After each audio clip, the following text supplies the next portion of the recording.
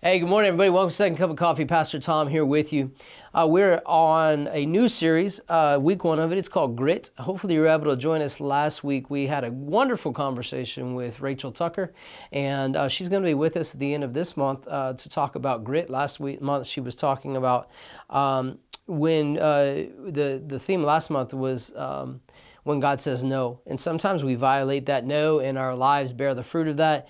And we have to make a decision at that point. Are we going to continue in the way we were going, or are we going to go in a different way with God? And we walk through that and what that looked like as far as helping people making that U-turn.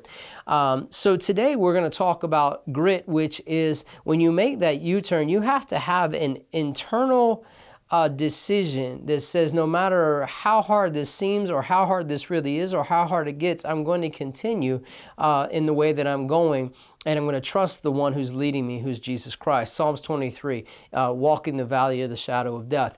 It's not always that he leads us in the shadow of death, even though that's indicated in Psalms 23. Sometimes it's us coming back from the death that we were headed towards.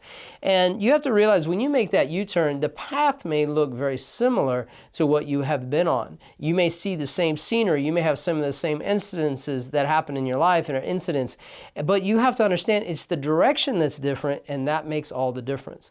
The direction that I'm headed on the path makes all the difference, and the one who's leading me makes all the difference, and it has to be Jesus Christ. So make that decision, make the U-turn.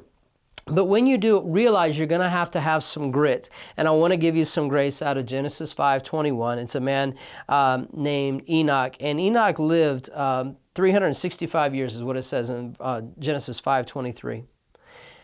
He lived 365 years, it's important, and walked with God. And he was not, for God took him. Why is that grace for me, Pastor? It says in Hebrews 11 that he pleased God, and that's why he took him. And this is what I want to give you. Take one day for every year that Enoch lived.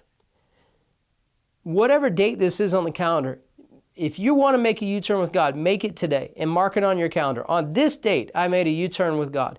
And give yourself and God a calendar year, 365 days, one day for every year that Enoch walked.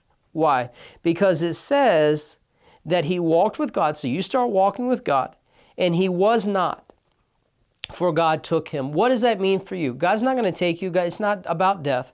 It's about this. In the areas that I've been in control, in the areas that I went against the hard no in God and entered into a place of death, he is going to, as I walk with him, bring me out of those places. So I'm not going to be there anymore. I'm not going to be in control anymore, and I'm not going to be in those areas of death anymore. Why? Because he's taking me to a new place. That's the grace for you today. Allow God to take you to a new place. But you have to decide in your heart. You have to have a gritty intestinal fortitude. You can't do it in your own strength, but there is a grittiness to your decision that says, I am going to give God my life, make this U-turn, and I'm going to walk out this first 365 days. And I'm trusting that at the end of this 365 days, that I will be further, or if I could say this, that I will not be who I am today, because God has taken me to a new place. We love you. God bless you.